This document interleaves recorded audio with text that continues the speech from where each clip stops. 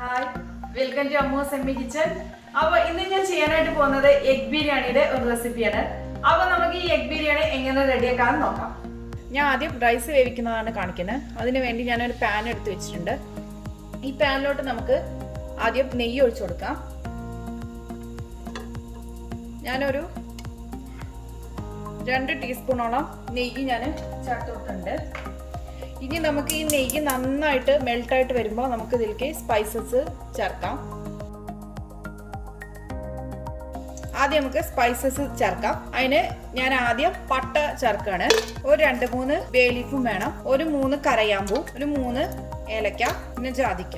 ഇത്രയും സ്പൈസസ് ഞാൻ ഇട്ട് കൊടുത്തിട്ടുണ്ട്. ഈ സ്പൈസസ് ഞാൻ ഒന്ന് മൂത്ത് വരുമ്പോൾ വെള്ളം ആഡ് ചെയ്യാം. കുറച്ചധികം വെള്ളം ഞാൻ ഇതിലേക്ക് ഒഴിച്ചു കൊടുത്തിട്ടുണ്ട്. ഈ വെള്ളം നമുക്ക് നന്നായിട്ട് തിളച്ച് വരുമ്പോൾ നമുക്ക് ഇതിലേക്ക് അരി ചേർക്കാം. ഞാൻ ആവശ്യത്തിന് കുറച്ച് ഉപ്പ് ചേർത്ത് കൊടുത്തിട്ടുണ്ട്. വെള്ളം തിളച്ച് വരുമ്പോഴേക്കും നമുക്ക് ഇതിലേക്ക് വേണ്ട മസാല റെഡിയാക്കാം. അതിന് വേണ്ടി ഞാനൊരു പാൻ എടുത്ത് വെച്ചിട്ടുണ്ട്. കുറച്ച് വെളിച്ചെണ്ണയും ഒഴിച്ചു കൊടുത്തിട്ടുണ്ട്. ഇനി നമുക്ക് അരിഞ്ഞു വെച്ച ഉള്ളി ചേർക്കാം. ഞാൻ ഇപ്പോൾ 2 ഉള്ളിയാണ് എടുക്കുന്നത്. ചെറുതായിട്ട് കട്ട് ചെയ്ത് എടുത്തു വെച്ചിട്ടുണ്ട്. ഈ ഉള്ളി നമുക്ക് ഇതിലേക്ക് ചേർക്കാം. ഇനി ഞാൻ ലിഡ് തുറന്നു നോക്കാണ്. ഇപ്പോൾ ഇത് കണ്ടോ, നന്നായിട്ട് ഇത് തിളച്ചിട്ടുണ്ട്. ഇനി നമുക്ക് ഇത് സിമ്മിലാക്കിയിട്ട് നമുക്ക് എടുത്ത് വെച്ച അരി ചേർക്കാം. 2 കപ്പ് ബാസ്മതി റൈസാണ് ഞാൻ എടുത്ത് വെച്ചിട്ടുള്ളത്. ഇത് ഞാൻ നന്നായിട്ട് കഴുകി ഒന്ന് കുതിർത്തിയെടുത്ത റൈസാണ്. ഇത് നമുക്ക് ഇതിലോട്ട് ചേർക്കാം. ഈ റൈസ് ഒരു 80% വേവാകുമ്പോൾ ഒന്ന് ഊറ്റി എടുക്കാം. ഇപ്പം ഞാൻ അത് അടച്ചു വെക്കുകയാണ്. നമ്മൾ മീഡിയം ഫ്ലെയിമിലിട്ടിട്ടാണ് റൈസ് വേവിക്കാനായിട്ട്, ഹൈ ഫ്ലെയിമിലിടരുത്. ഇപ്പം നമുക്കിതൊന്ന് തുറന്ന് നോക്കാം. ഈ അരിയുടെ വേവ് എത്ര ആയി നോക്കാം. ഇപ്പോൾ ഇതൊരു കറക്റ്റായിട്ട് വെന്തിട്ടുണ്ട്. ഒരു 80% ഒക്കെ വെന്തിട്ടുണ്ട്. ഇത് നമ്മൾ കുറയ്ക്കുമ്പോൾ ഇങ്ങനെ പൊട്ടണ പരിവായിട്ടുണ്ട്. ഇനി നമുക്കിത് ഊറ്റിയെടുക്കാം. ഇപ്പോൾ നന്നായിട്ട് ഞാനൊന്ന് ഊറ്റിയെടുത്ത് വെച്ചിട്ടുണ്ട്. എവിടെയും ഒട്ടിപ്പിടിക്കാതെ വെച്ചിട്ടുണ്ട്. ഇപ്പോൾ ഈ ഉള്ളി നന്നായിട്ട് ബ്രൗൺ കളറായിട്ട് വന്നിട്ടുണ്ട്. ഇനി നമുക്ക് ഇതിലോട്ട് ഇഞ്ചി വെളുത്തുള്ളിയും പച്ചമുളകും പേസ്റ്റ് ചേർക്കാം. 1.5 ടീസ്പൂൺ ഇഞ്ചി വെളുത്തുള്ളി പച്ചമുളകും പേസ്റ്റ് ഞാൻ ആഡ് ചെയ്ത് കൊടുക്കുകയാണ്. ഇപ്പോൾ ഈ ഇഞ്ചി വെളുത്തുള്ളി പച്ചമുളക് നന്നായിട്ടൊന്ന് റോ സ്മെല്ല് മാറിയിട്ടുണ്ട്. ഇനി നമുക്ക് ഞാൻ 3 തക്കാളിയാണ് എടുത്തിട്ടുണ്ട്. അത് നമുക്ക് ഇതിലോട്ട് ചേർക്കാം. ഇപ്പോൾ ഈ തക്കാളി നന്നായിട്ടൊന്ന് വഴണ്ടി വന്നിട്ടുണ്ട്. ഇനി നമുക്ക് ഇതിലേക്ക് പൊടികൾ ചേർത്ത് കൊടുക്കാം. ഒരു 1/2 ടീസ്പൂൺ മഞ്ഞൾപ്പൊടി, 1 ടീസ്പൂണോളം കാശ്മീരി മുളക് പൊടി, ഒരു 2 ടീസ്പൂൺ കുരുമുളക് പൊടി, 1 ടീസ്പൂണോളം ഗരം മസാല, ബിരിയാണി മസാലയാണ് ഞാൻ എടുത്തതെന്ന്, ബോംബെ ബിരിയാണി മസാലയാണ്. അത് ഞാനൊരു 2 സ്പൂൺ ചേർത്തിട്ടുണ്ട്. ഈ ഒരു സ്പൂണിൽ വലിയ സ്പൂണ് ഞാൻ തൈര് ചേർക്കുന്നുണ്ട്.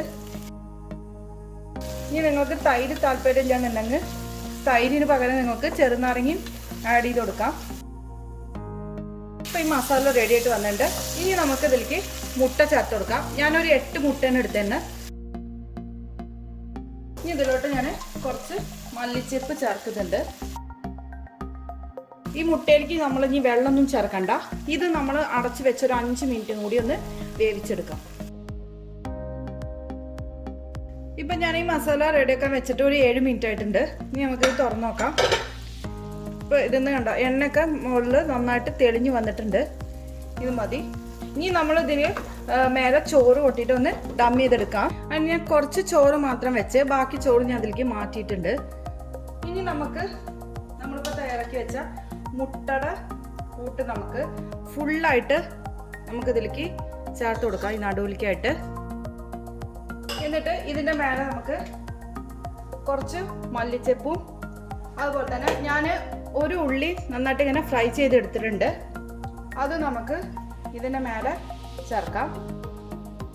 ബാക്കി ചോറ് ഇതിലേക്ക് ചേർക്കാം. ഒരു 2 ടേബിൾ സ്പൂൺ പാൽ ഞാൻ എടുത്ത് വെച്ചിട്ടുണ്ട്. ഇതിലേക്ക് ഞാൻ കുറച്ച് കുങ്കുമപ്പൂവും ഞാൻ ആഡ് ചെയ്തെടുത്ത് വെച്ചിട്ടുണ്ട്, മഞ്ഞ കളർ കിട്ടാനായിട്ട്.